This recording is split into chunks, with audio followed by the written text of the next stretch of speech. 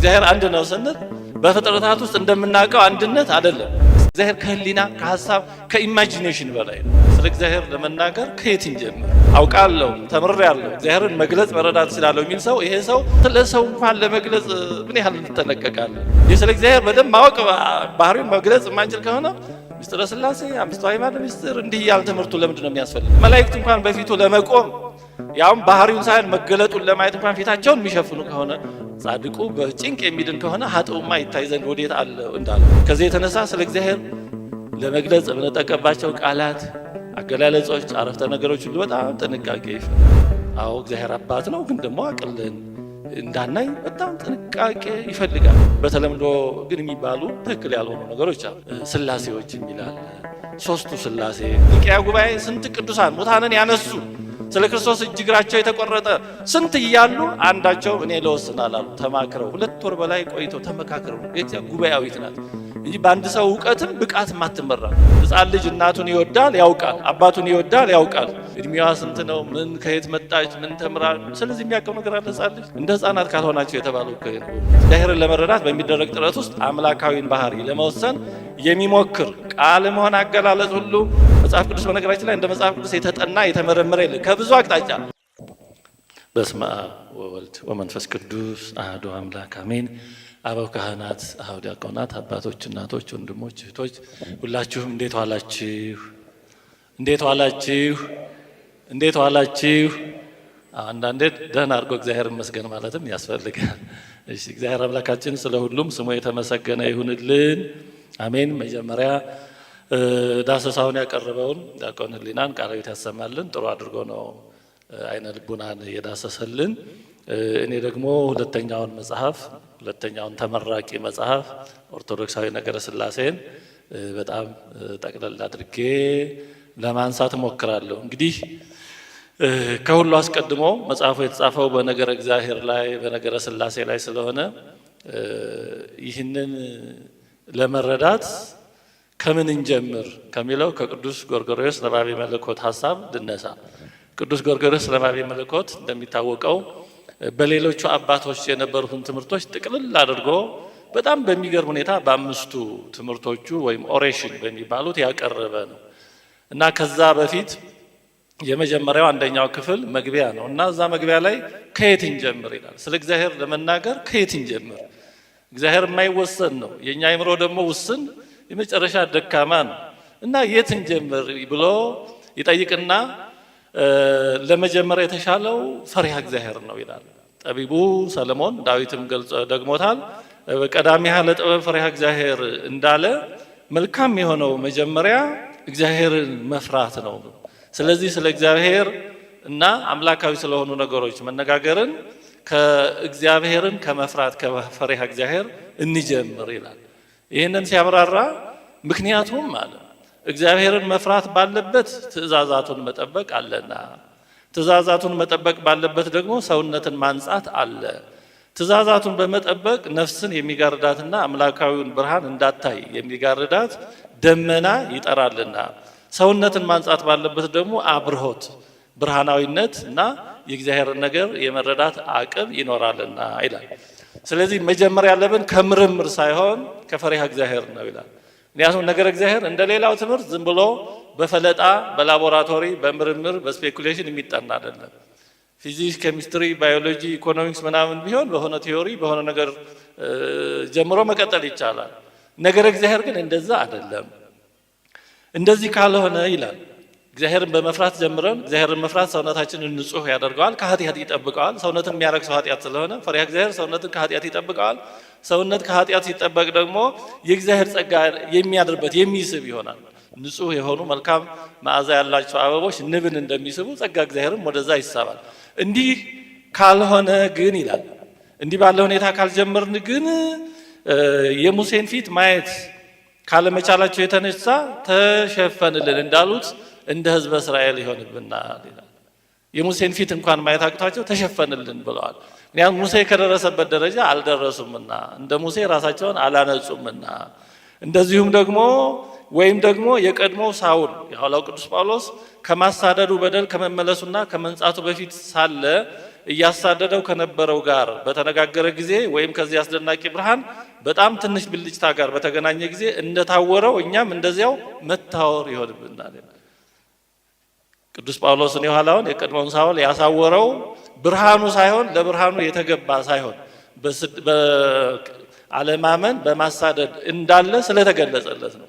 ስለዚህ አንድ ሰው ሰውነቱን ሳያነጻ እንዲሁ እንደ ማንኛውም እውቀት ቆጥሮ ወደ ነገር እግዚአብሔር ገብቶ ፈልጣለሁ፣ ቆርጣለሁ፣ እናገራለሁ ይል በሳውል የደረሰው መታወር በሕዝበ እስራኤል የደረሰው ብርሃኑን ማየት አለመቻል ይደርስበታል ይላል። ይህን በሰፊው ያብራራል። ስለዚህ ነገር እግዚአብሔር ከሌላው ጥናት ቴዎሎጂ የሚባለው ነገር እግዚአብሔር ትምህርት ሃይማኖት ከሌላው የተለየ ነው ማለት ነው። ራስን ከማንጻት እግዚአብሔርን ከመፍራት ነው የሚጀምረው። በድፍረት አይጀመርም።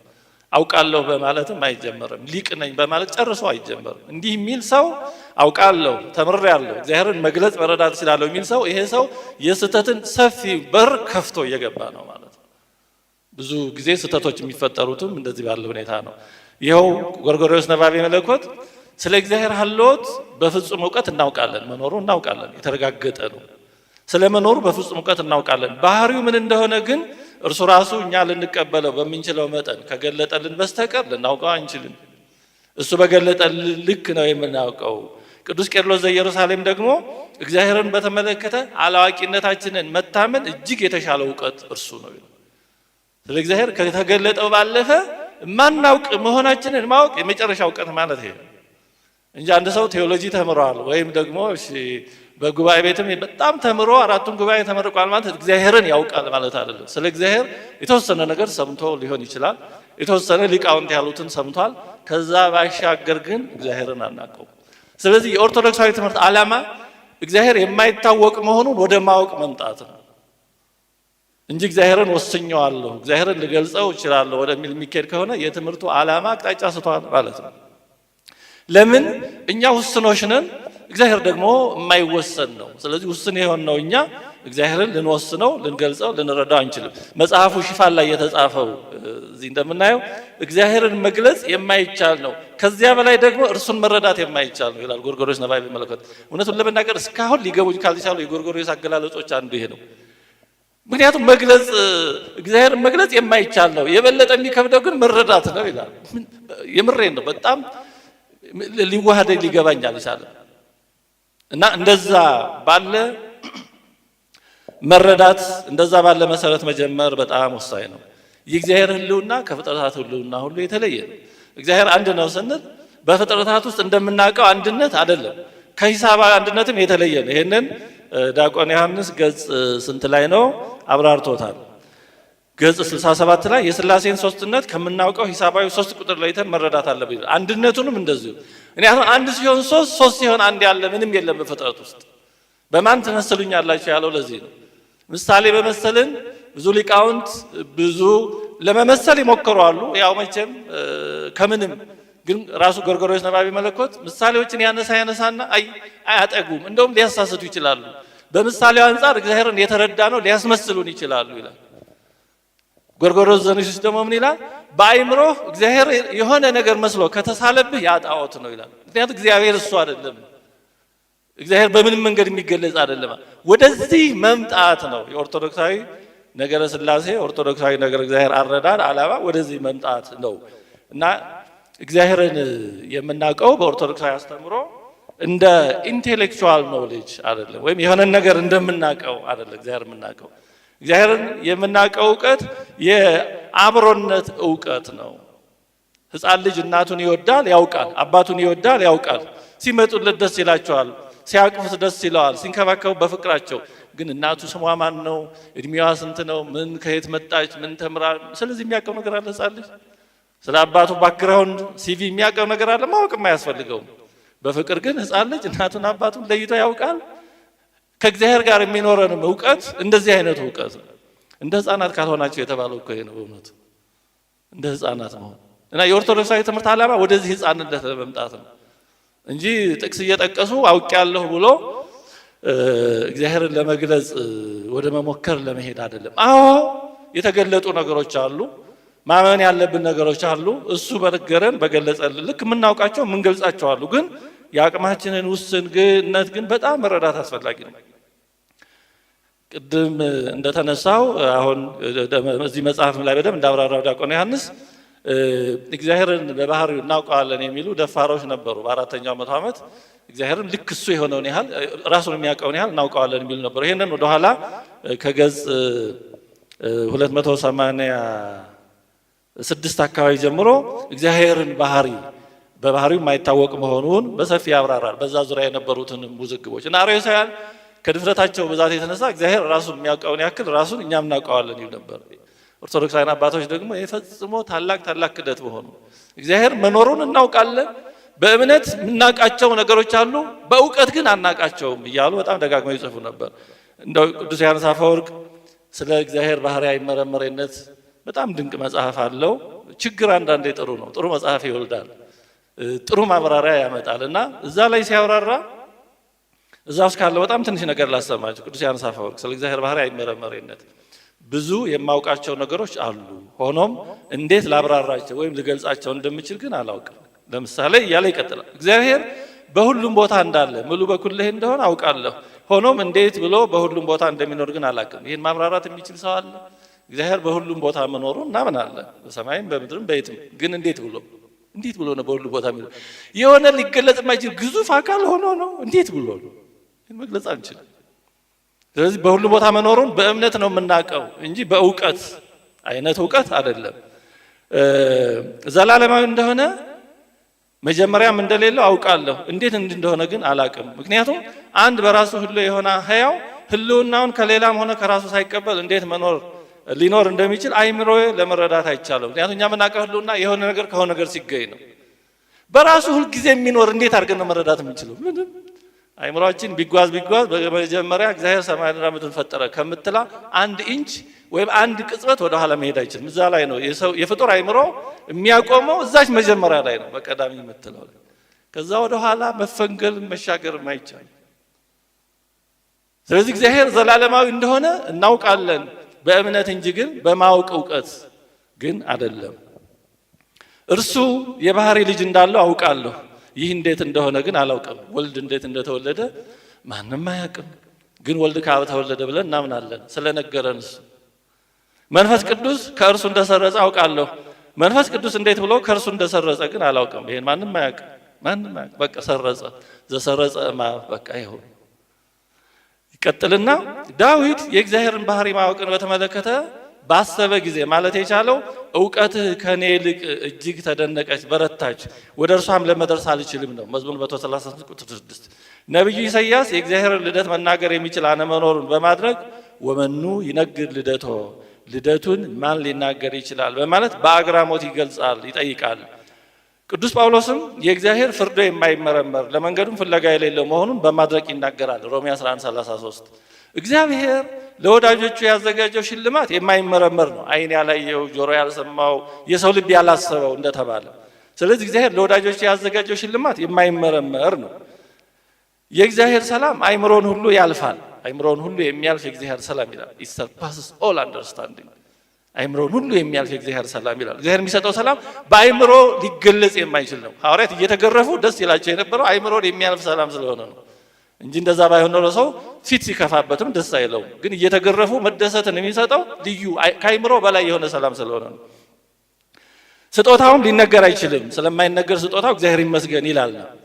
ስለዚህ እግዚአብሔር ሰላሙ አይምሮን የሚያልፍ ነው፣ ስጦታው ሊነገር የማይችል ነው። ይህን ሁሉ ያነሳና ታዲያ አለ የእግዚአብሔር ፍርዱ የማይመረመር መንገዱን ፍለጋ የሌለው ሰላሙ አይምሮን ሁሉ የሚያልፍ ስጦታው ሊነገር ወይም ሊገለጽ የማይችል ለሚወዱት ያዘጋጀው ነገር በሰዎች ልቡና ያልታሰበ ከሆነ ከነዚህ ከእርሱ የሚገኙት ነገሮች የማይመረመሩና እነዚህ ከእርሱ የተገኙት ነገሮች የማይመረመሩና የማይደረስባቸው ከሆኑ እነዚህን ያዘጋጀው ራሱ እግዚአብሔርማ ምን ያህል የማይመረመር ነው ይሆን? ስጦታውን ማንመረምር እሱ ያዘጋጀውን አስበን በልቦናችን የማንደርስበት ከሆነ ይሄን ያዘጋጀውን እንዴት ነው ልቦናችን የሚደርስበት?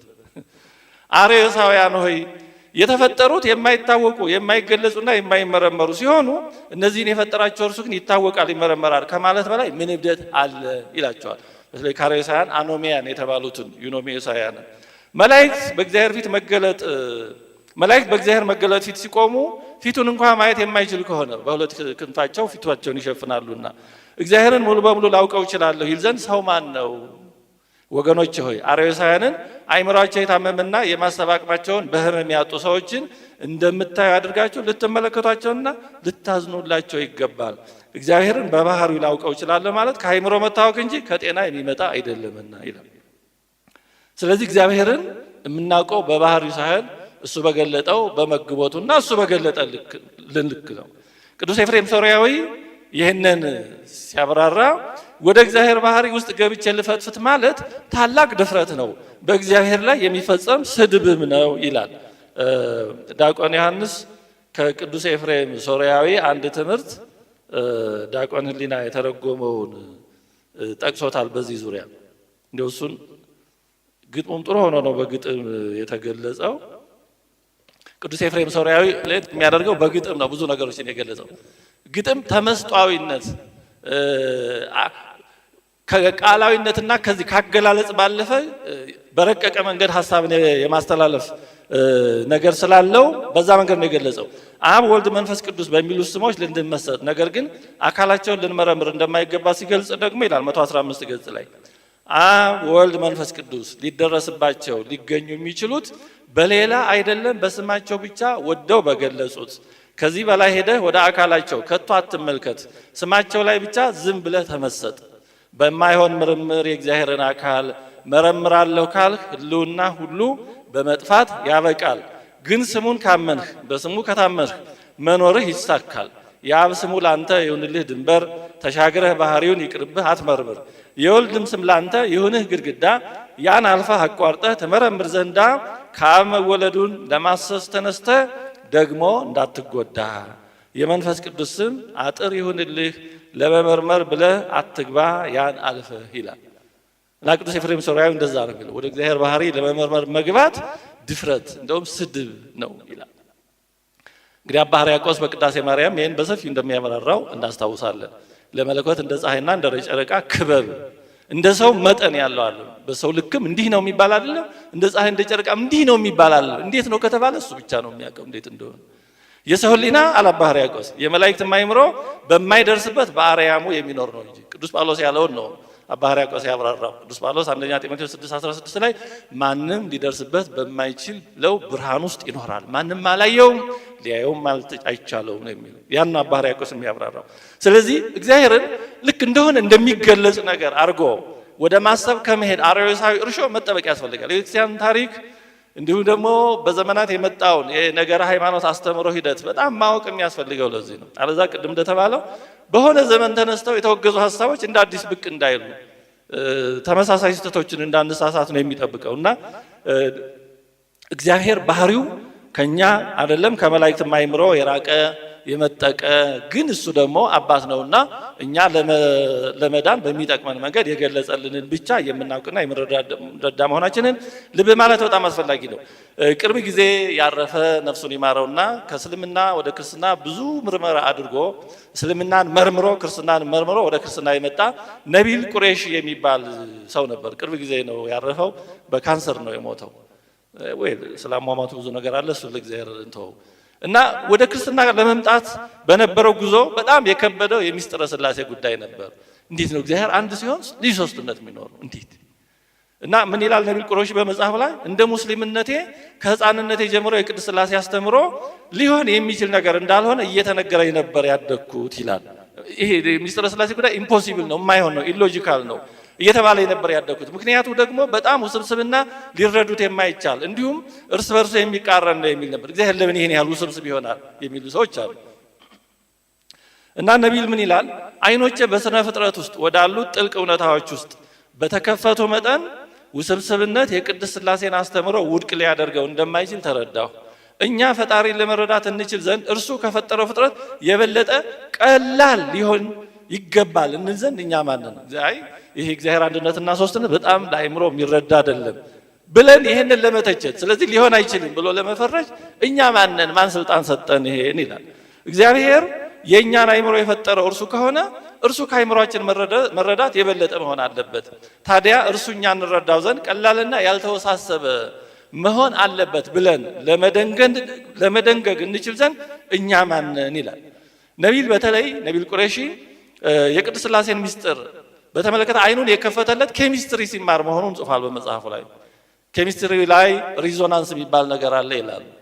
እና እነዚህ ሪዞናንስ የሚባሉት ነገሮች በአንዳንድ ሞለኪውሎች ላይ ያለው የኤሌክትሮኖች የተለያየ አስተፋፈር እሱን ሪዞናንስ ስትራክቸር ይሉታል የዘርፉ ባለሙያዎች። እና ኬሚስትሪ እየተማረ ያለ የኬሚስትሪ አስተማሪዋ ሴት ነበረች። ሬዞናንስ ያለው ሞለኪውል በእያንዳንዱ ጊዜ ውስጥ ሊኖሩት የሚችሉት ቅርጾች ሁሉንም አይነት ነው፣ ሆኖም አንዱን ነጠላ ቅርጽ ብቻ ግን አይደለም ስትል በጣም አይኑ የበራለት ያ ጊዜ ነው። እግዚአብሔር ብቻም እውነት የሚፈልጉ ሰዎች የሚጠራበት የራሱ መንገድ አለው። እንዲህ ስትል አለ technically a molecule with resonance is every one of its structures at every one point in time, yet no single one of its structures at any point in time ስትል ነቢል ውስጡ ሲያብላላው ከነበረው የምስጢረ ሥላሴ ጉዳይ ጋር ስለገጠመለት በእጅጉ መደነቁን እንዲህ ብሎ ገልጿል። ይሄን ስሰማ ይላል ዙሪያ ወዳሉት ተማሪዎች ተመለከቱ።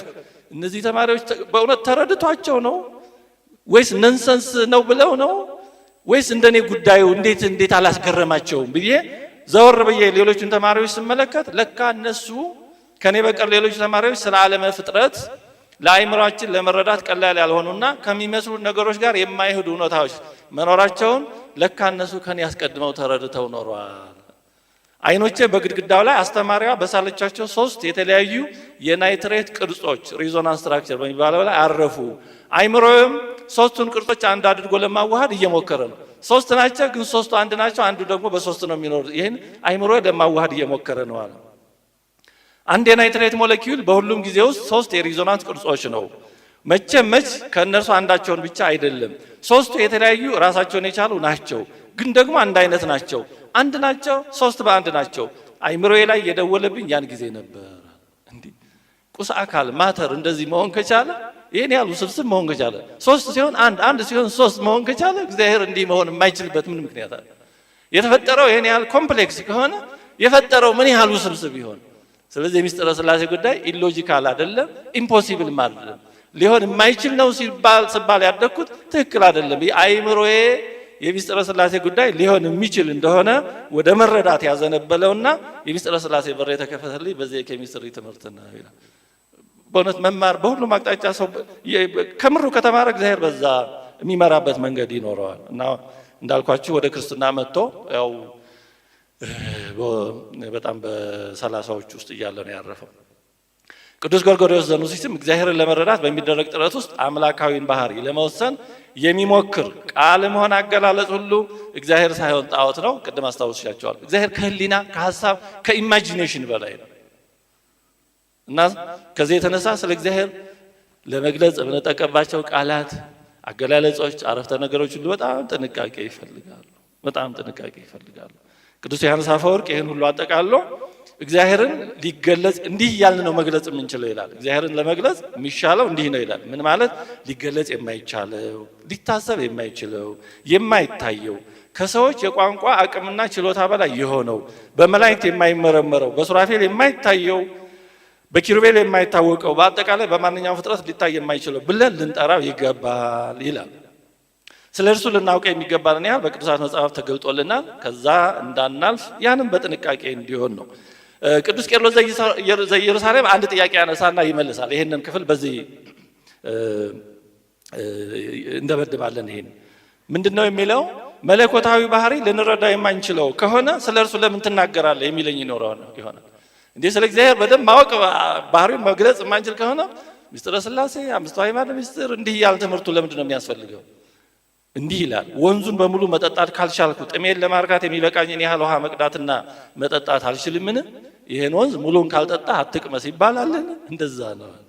አይኖቼ ፀሐይን እንዳለች በሙሉ መያዝና መቆጣጠር ካልቻሉ አይኔ መጠቀም በሚችለውና በሚያስፈልገኝ መጠን ተጠቅሜ ማየት የለብኝምን?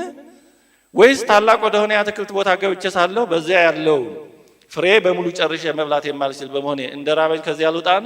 በሙሉ ካልበላ እንዳትነካ ይባላል ወይ? አሁን እየሞከርክ ያለሁት ጌታን ለማመስገን እንጂ ለመግለጽ አይደለም።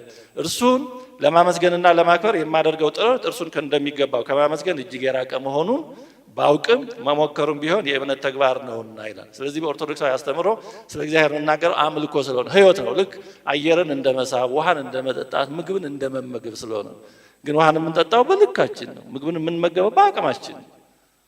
እንደዚህ ነው ኦርቶዶክሳዊ ነገረ እግዚአብሔር፣ ኦርቶዶክሳዊ ነገረ ሥላሴ። ስለዚህ ስለ ቅድስት ሥላሴ ሲናገሩም ሆነ ሲጽፉ እጅግ ከፍ ያለ ጥንቃቄ ይፈልጋል፣ ትህትና ይፈልጋል፣ አላዋቂነትን ማወቅን ይፈልጋል። ምን ያህል ኢምንት መሆናችንን ማወቅ ያስፈልጋል። መላእክት እንኳን በፊቱ ለመቆም ያውም ባህሪውን ሳይሆን መገለጡን ለማየት እንኳን ፊታቸውን የሚሸፍኑ ከሆነ እኛማ በምን ሁኔታ እኛማ ወዴት አለን? ጻድቁ በጭንቅ የሚድን ከሆነ ኃጥኡማ ይታይ ዘንድ ወዴት አለ እንዳለው የቃላት አጠቃቀማችን ላይም በጣም መጠንቀቅ ያስፈልጋል። ቅድስት ሥላሴ ነው የምንለው ወይም ስሉስ ቅዱስ፣ ልዩ ሶስትነት፣ የተለየ ሶስትነት ማለት ነው። በተለምዶ ግን የሚባሉ ትክክል ያልሆኑ ነገሮች አሉ። ሥላሶች የሚላለ፣ ሥላሴዎች የሚላለ፣ ሶስቱ ሥላሴ። ያው እነዚህ መቼም እግዚአብሔር መቼም የግራመር መምህር አይደለም፣ ግን በተቻለ መጠን ግን መጠንቀቅ አለብን። ስለ ሰው እንኳን ለመግለጽ ምን ያህል እንጠነቀቃለን? አሁንማ ታይትልን በደንብ ካልተገለጸ የሚከፋው ሰው አለ እና ይሄ ቅጥልጥል ለሆነው እንኳን የኛ ላልሆነው እንኳን የምንጠነቀቅ ከሆነ እግዚአብሔር በባህሪው ለሆነው ምን ያህል መጠንቀቅ አለብን? እግዚአብሔርን ቀለል አድርገን እንዳናይ፣ እግዚአብሔር ጓደኛችን እንዳይመስለን። አንዳንዴ የምን ልጅ ነው እግዚአብሔር አጎቱ ይመስለዋል እንደተባለው። አዎ እግዚአብሔር አባት ነው፣ ግን ደግሞ አቅልን እንዳናይ በጣም ጥንቃቄ ይፈልጋል። ከዚህ ጋራ የምንጠቀማቸውን ምንጮችን ማጣራት ይፈልጋል። በሆኑ አባቶች ስም ከዘመን ዘመን ሲተላለፉ የኖሩ ግን የነዛ አባቶች መጽሐፍት ያልሆኑ ድርሳት አሉ። አንድ ያለብን የቤት ስራ ይሄን በሆኑ አባቶች ስም የመጡ ግን ሊጣራ ምናልባት የነዛ አባቶች ድርሰቶች ያልሆኑ ሊኖሩ ይችሉ ይሆናል። በታወቁ የአባቶች ድርሳናትም ስርዋጽ ሊገባ ይችላል። እንግዲህ በፍትሐ ነገሥት ሰለስቱ ምዕት ኢትዮጵያውያን ከራሳቸው ጳጳሳትን አይሹሙ እየተባለ ለስንት ዓመት ነው የተኖረ? በ1940ዎቹ 50ዎቹ ክርክሩ እንዲህ ነበር። በእርግጥ ወደ ኋላ በ20ዎቹ ጀምሮ አይ ይሄ መጠበቅ አለበት የሚሉና አይ ይሄ ምናልባት ከጥንት ያልነበረ ቢሆንስ በሚሉት በኋላ ሲጣራ ይሄ ስርዋጽ የገባ ነው። ሰለስቱ ምዕት ላይ ኢትዮጵያ አጀንዳ አልነበረችም። ሰለስቱ ምዕት ላይ እንደዚህ የሚል ውሳኔ አልነበረም። ጥንታዊ ቀኖና። ስለዚህ ይህን ጉዳይ ሰለስቱ ምዕት ብለዋል አላሉ ብሎ ማጣራት ሰለስቱ ምዕትን አለማክበር አይደለም እና የበለጠ ማክበር ነው። ምክንያቱም በስማቸው ሲተላለፍ የመጣ ልብ ወለድ ሀሳብ ካለ ያልነጥሎ ማውጣት የእነሱን ስም መጠበቅ ነው። ስለዚህ እንዲህ ያሉ ስራዎች ያስፈልጋሉ። የሆነ አባት የሆነ ነገር ብሏል ስለተባለ ብቻ ብሏል ወይ? ምክንያቱም ሲተረጎሙልን የመጡት ከብዙ ቋንቋ ነው። ለምሳሌ አሁን በግዕዝ ወደ አማርኛ ተተርጉሟል። ሃይማኖተ አበው የተተረጎመልን እኔ በማቀው ከአረብኛ ነው በ16ኛው መቶ ዓመት። ያ ከአረብኛ የተተረጎመው ደግሞ ከዛ በፊት የነበረው በቅብጥ ነው ወይም በኮፕቲክ ቋንቋ ነው። ኮፕቲኩ ደግሞ የተተረጎመው ከግሪክ ነው። ስለዚህ ስንት ቋንቋ ተሻግሮ ነው የመጣው? ከአረብኛ ከጽር ወደ አረብኛም የተተረጎሙ ሊኖሩ ይችላሉ። እነዚህ ጥልቅ ጥናት ይፈልጋሉ።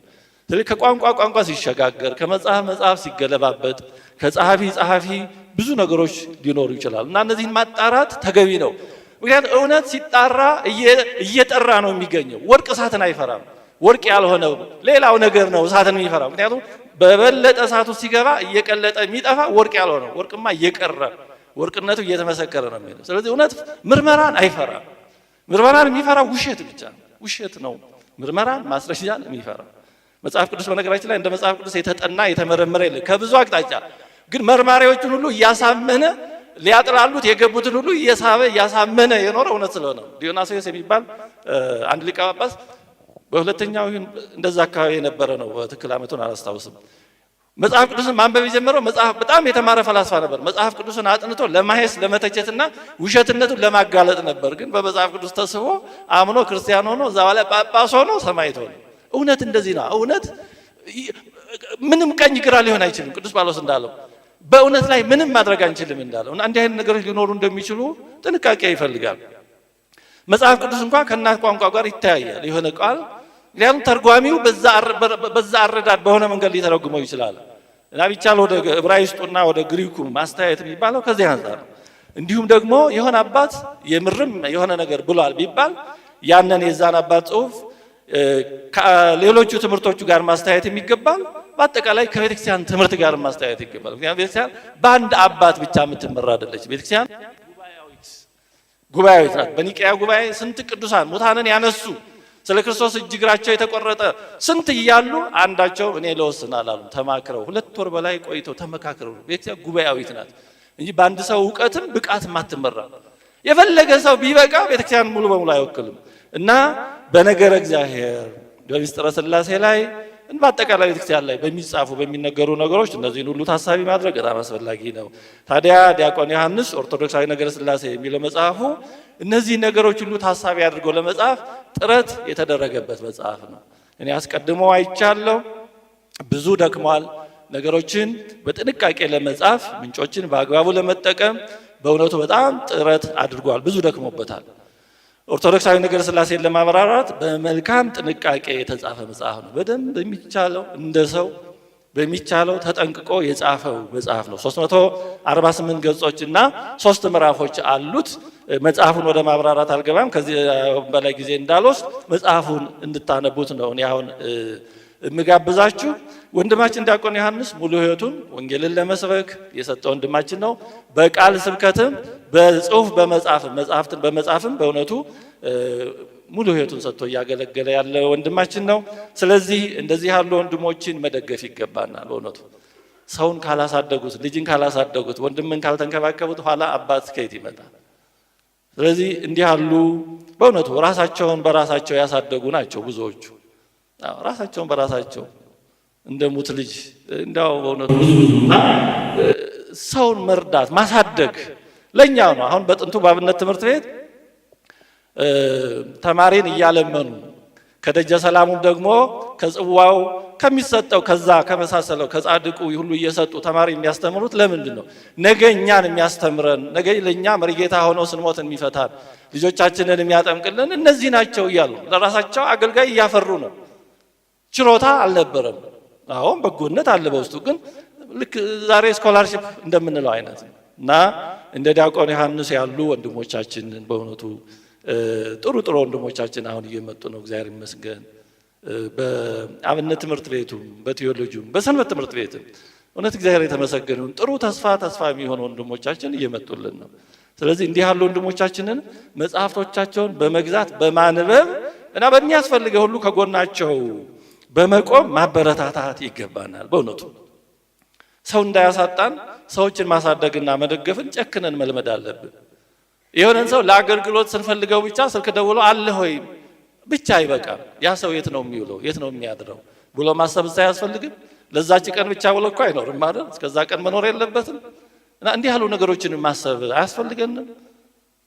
ከምር ሰውን ማሳደግ ላይ ሰውን መደገፍ ላይ በጣም ማሰብ አለብን። ሰው አጣን እንደዚህ ብንለው እኮ ከየት ይመጣል? ያልወለዱት ያላሳደጉት ከየት ይመጣል?